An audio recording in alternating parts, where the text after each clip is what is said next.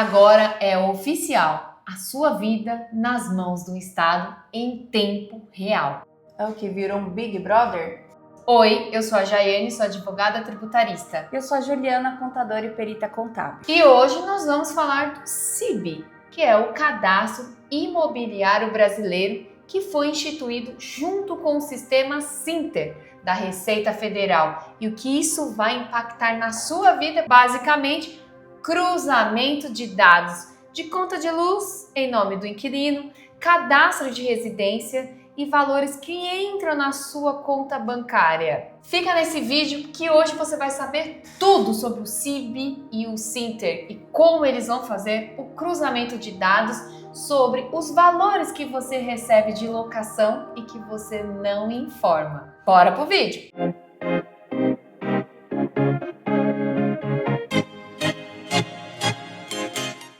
Com o cadastro do CIB, que é o Cadastro Imobiliário Brasileiro, a Receita Federal do Brasil, por meio do sistema Sinter, vai ter todo o banco de dados de todas as informações que você, proprietário de imóveis, às vezes passa batido e não informa na sua declaração de ajuste anual. Veio para integrar a reforma tributária, foi uma promessa da reforma tributária mesmo, para que fizesse a unificação de todos os dados e controle dos imóveis a nível nacional. E o que isso impacta? É que o Estado ele quer fazer a cruzamento de dados. Como que é esse cruzamento de dados? Ele quer saber quando você vende, quando você aluga e se você está omitindo receitas. Ponto. Esse é o ponto. Exatamente, porque hoje não existe esse cruzamento de dados efetivo.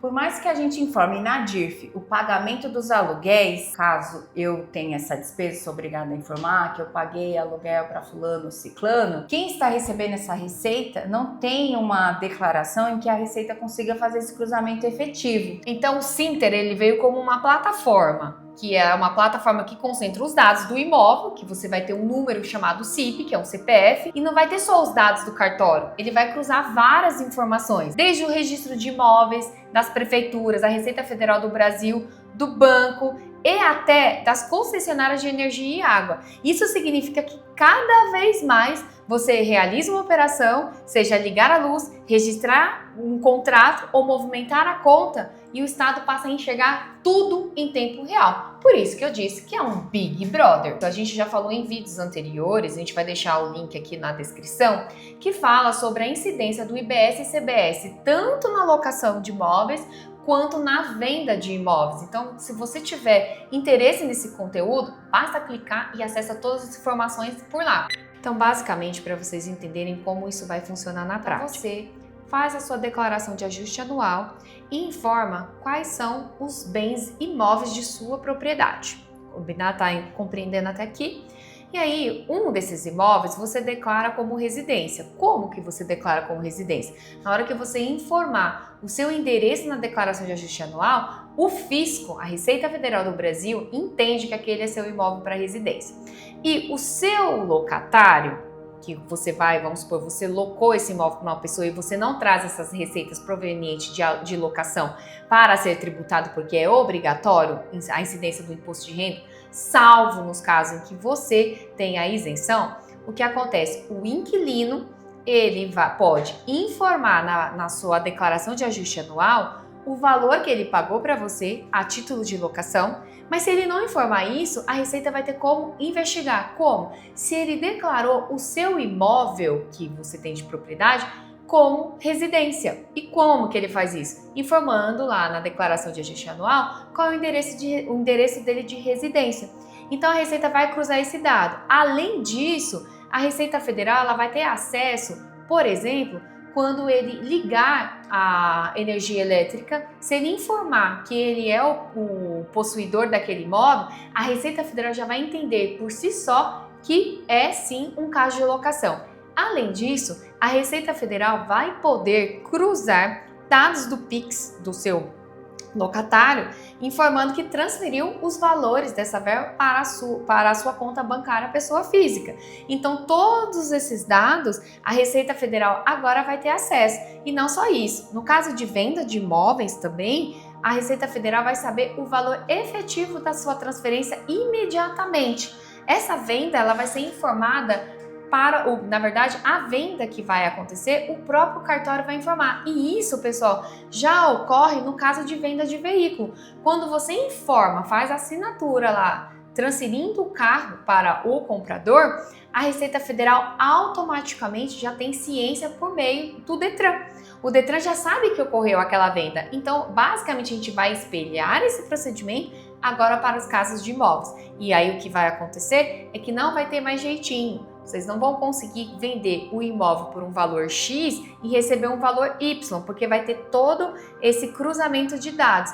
E além disso, nesse novo sistema, o que vai acontecer é que a gente vai ter em dado real quanto que vale o seu imóvel, preço de mercado, né? Que a Receita Federal vai definir quais são os critérios, ela vai avaliar a questão do valor, a preço ali de mercado, ver quanto que a média de valor que está sendo vendido. E isso não vai só impactar na apuração do ganho de capital em caso de venda desse imóvel abaixo do preço de mercado.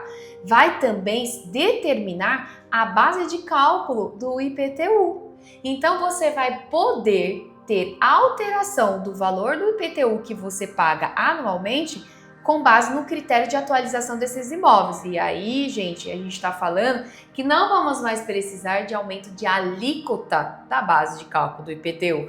Basicamente, nós vamos entregar para o Estado o poder de determinar quanto que vale o seu imóvel naquele determinado ano e ele vai determinar quanto você vai pagar de IPTU. Então, eu entendo que na minha percepção, essa manobra é uma forma de você aumentar o IPTU sem ter alteração de uma lei. Você não vai precisar ter uma lei para alterar. Somente atualizando a base de cálculo, a gente já explicou em vídeos anteriores que quando você altera o valor, a base de cálculo, você aumenta o tributo. E a gente explicou no vídeo que a gente falou sobre a incidência do IBS e CBS na locação, a gente explicou que a base de cálculo desses imóveis, elas seriam atualizadas pela inflação.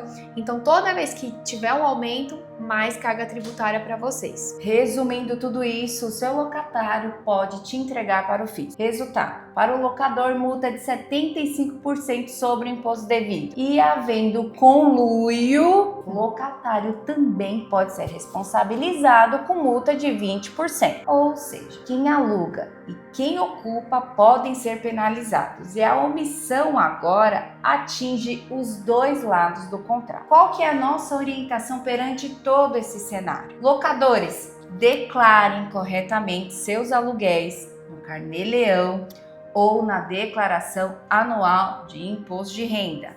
Locatários, saibam que também vocês podem ser responsabilizados se vocês participarem da omissão.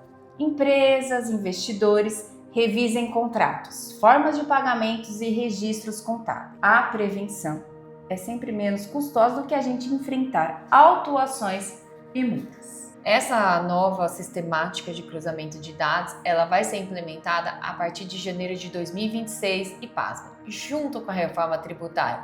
Então preparem-se para viver fortes emoções no ano de 2026. E se você gostou desse vídeo, curta, comente, compartilhe, deixe aqui nos comentários as suas dúvidas e até o próximo vídeo. Tchau!